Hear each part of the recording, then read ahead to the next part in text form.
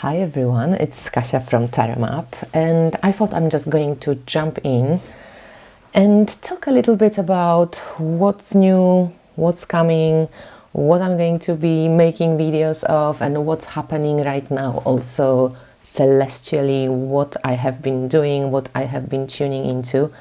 I did feel a personal shift in energy.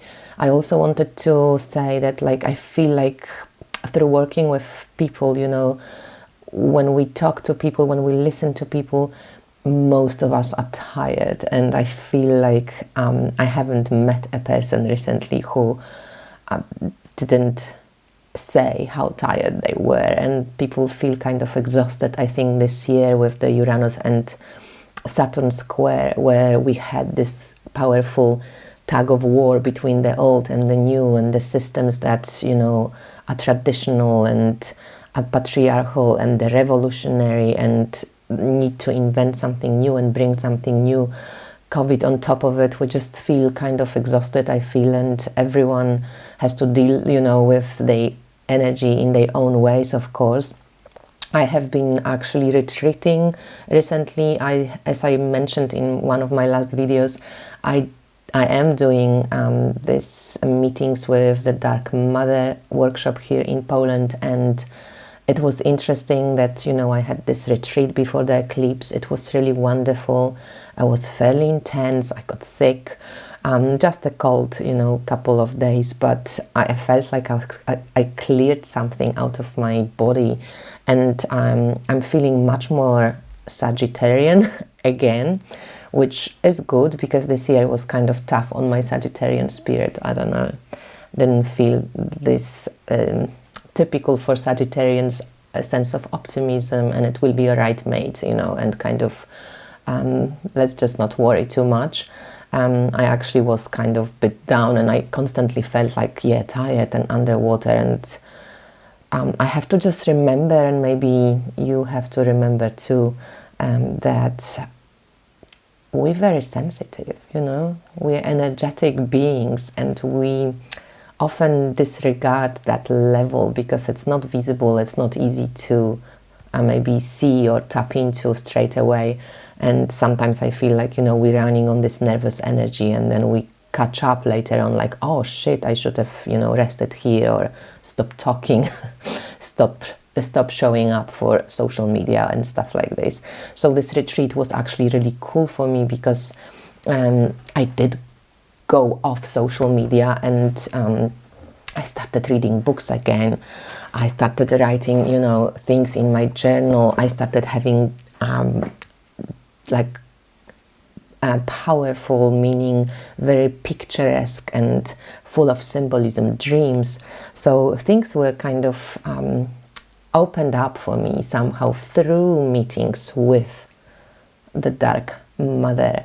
And since this has been, over the last 2 years, a very deep focus of mine, and I think because I do have Pluto square Venus and Pluto square Moon, which is now finishing around this end of year, maybe a little bit of, overlap over the next couple of months in the next year, I just find that, I find like I'm being called again to actually go on a pilgrimage again and visit the Dark Mother of Częstochowa, which I'm going to do. Actually, I already booked a room, and I'm going there with my husband. Oops, sorry. Okay, I can't put her back now. So I'm going to Częstochowa on like a closure pilgrimage on the winter solstice. That was the decision that I made during the retreat, and I felt this call from Black Mother of Częstochowa for a while now, and it was interesting because it ties back to when I went to see her for the first time. It was before the crazy corona stuff happened. It was the 1st of January in 2020, so before we actually knew what's going on yet. And that was the meeting with the Dark Mother. That's when I went to see her the last time, and now I'm going to see her again, and for some reason I feel like I'm completing something. And here it's a maybe a tip or advice for anybody who works with this intuitive living, like that's how I call it.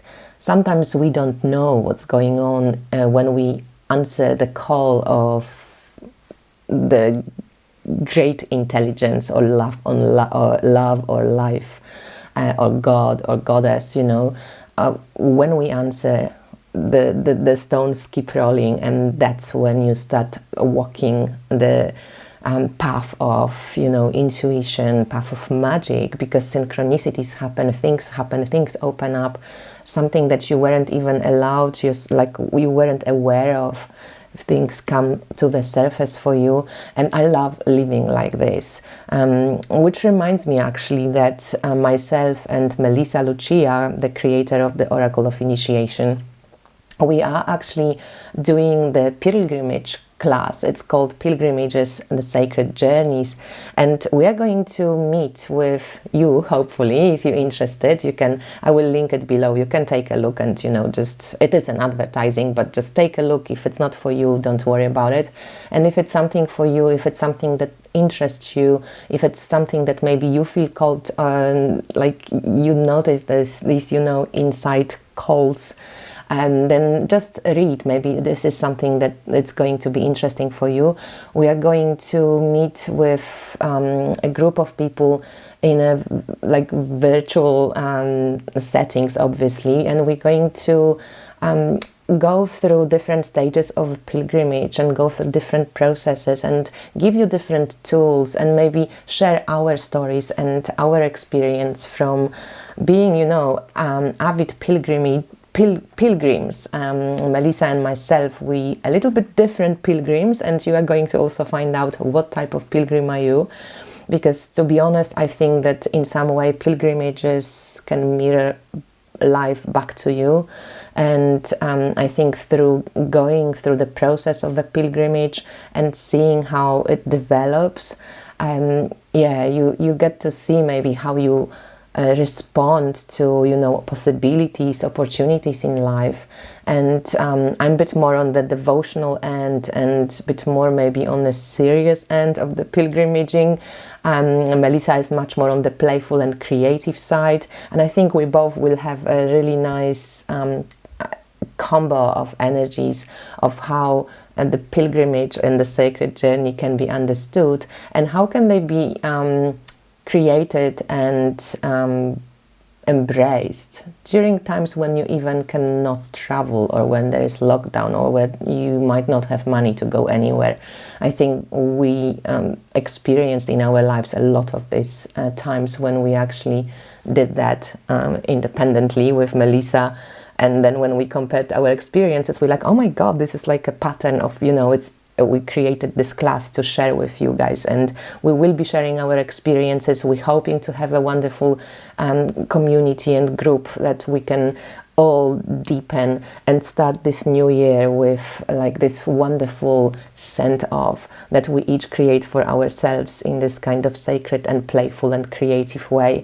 There will be divination, and there will be processes, there will be sharing, a lot of sharing. And I think my word, as I said, for the next year will be connection. I want to do more collaborations. I want to connect more with people. I crave company of physical people, my friends here. So I will make sure that I definitely give more time to that.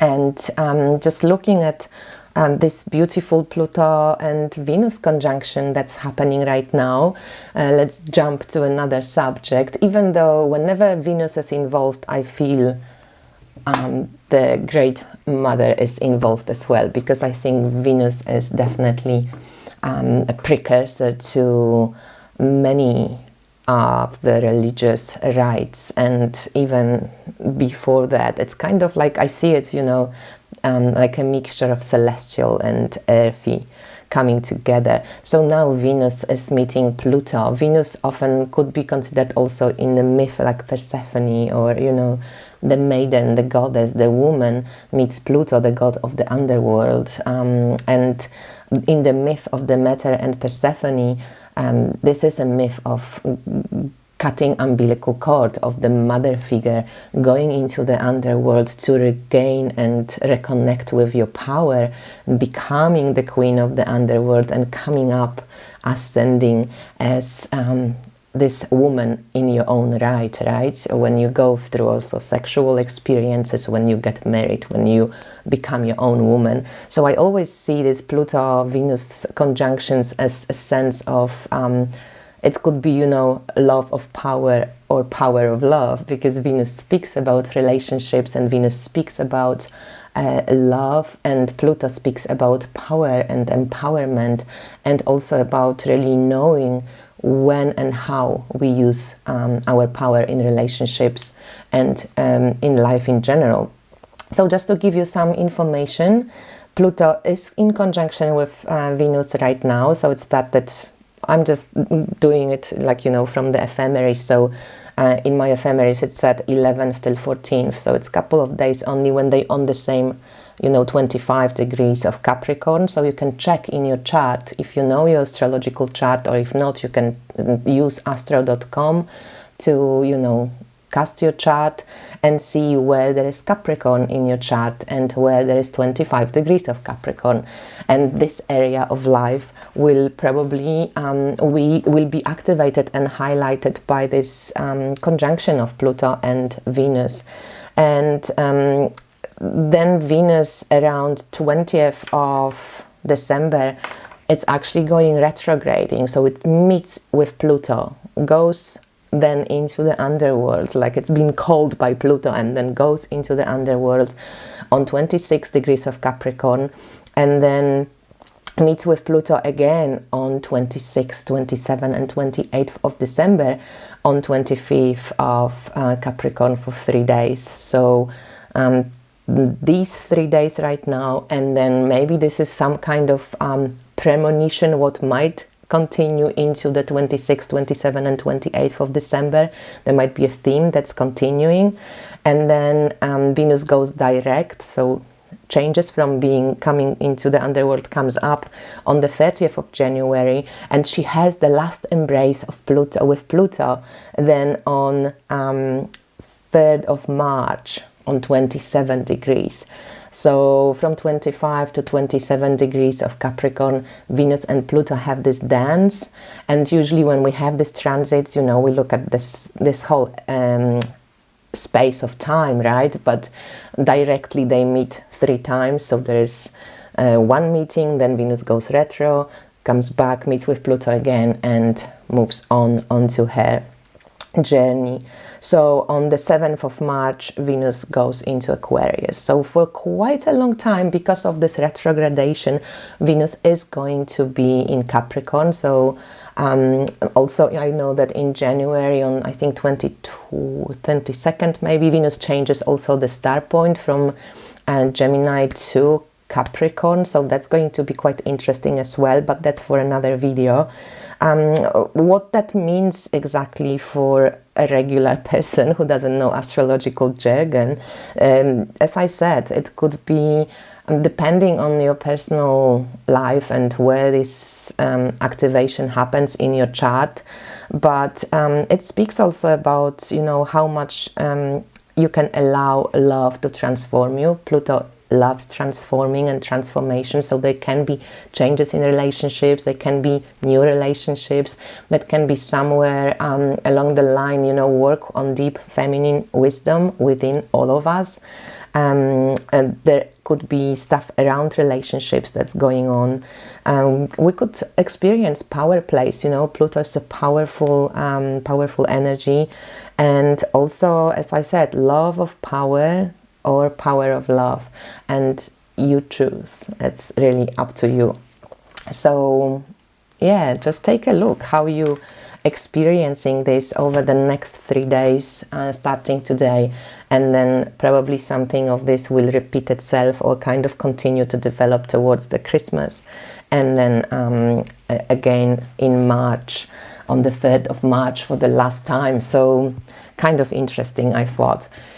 I've been doing a lot of those asteroids readings, which I find so fascinating. I was even wanting to check the asteroids for this Venus-Pluto transit, but I just didn't have time today. I went shopping, guys, and I did some, you know, fun things with my sister.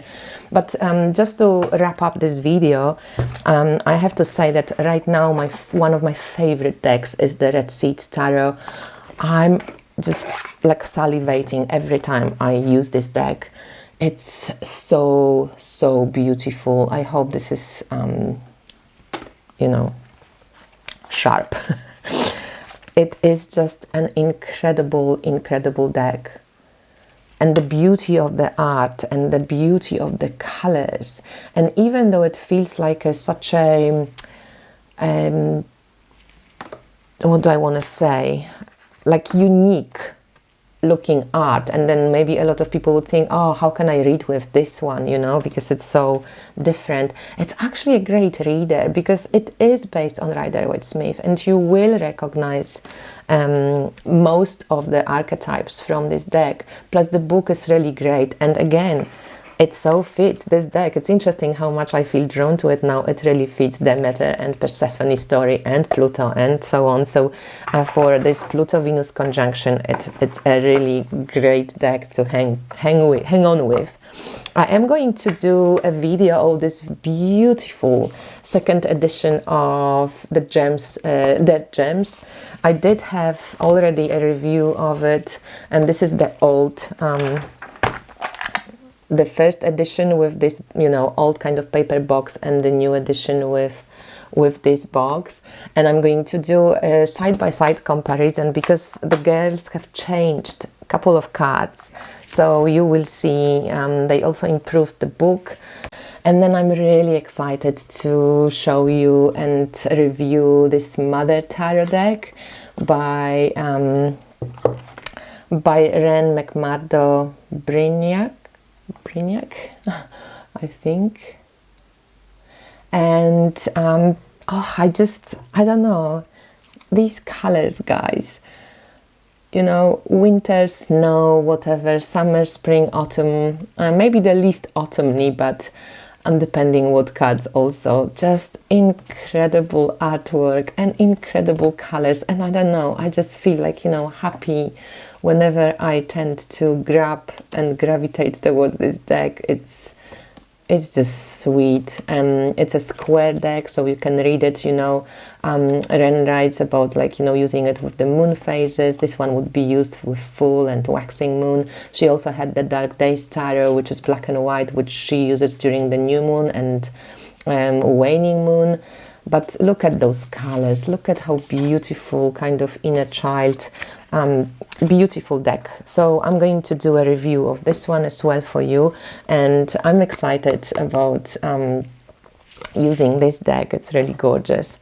I also put up onto my website where is the full heading for 2022. So if you were a fan of this reading, or if you want to try a reading from me, this one is only available in December and in January, and it's kind of like a, you know, inspiration, food for thought, kind of like a checking out prognosis for 2022. It's called Where is the Full Heading. I pull 3 Tarot de Marseille cards with full in the middle. Full is leaving something behind and it's heading towards something, and then we pull another 3 cards underneath to see how you align with the energies that the other, you know, what the Fool wants to leave behind and where it's going. I also can look a little bit about the cycle of astrology, what's happening, the most important things, of course, for the next year. So if you're interested in this reading, please check it out. I'm also going to link it below. And I think I'm going to record this vlog from, you know, going to visit the Black Madonna of Częstochowa. And yeah, I can't wait to share with you also all my experiences around those pilgrimages. So please take a look at the pilgrimage class info that I spoken about in the beginning or in the middle of this video, and see if this is something of interest for you. Also, if you know anybody who might be interested, please pass it on, because we're really passionate about this subject, and I'd love to get it to people who are also passionate about this and who want to explore more. I will be definitely coming from the perspective of the, you know, divine feminine and many faces of the Great Mother, dark faces, light faces, you know, the different aspects of the feminine. And I think it's really enriching and I don't know, expanding. So I'd love to see you at the class. Take a look at it. And I'm going to do also a live, just to finish off. I'm going to do a live where I will show my favorite decks, or the decks that I consider amazing and gotten in 2021. So the best of 2021. And I'm not going to fucking limit myself, right? It's not going to be 10, 5, you know me. I'm the baroque kind of queen. I like the maxi sizes. So I'm going to show you, as you know, I received a lot of decks for reviews. I bought some decks, so I'm going to be showing all the decks that I feel are worth showing, you know, and mostly that will be probably most of the decks that I've gotten, because I'm one of those reviewers who only take decks that I like. I don't take decks just to review decks. I only review decks that are my amazing, favorite, awesome, I want to try them decks, right? So most of the time you will just hear positive reviews from me, because I only want decks that I like.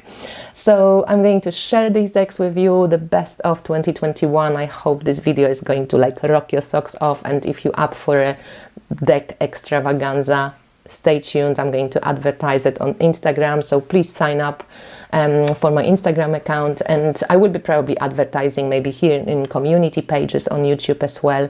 So I hope you are going to enjoy it.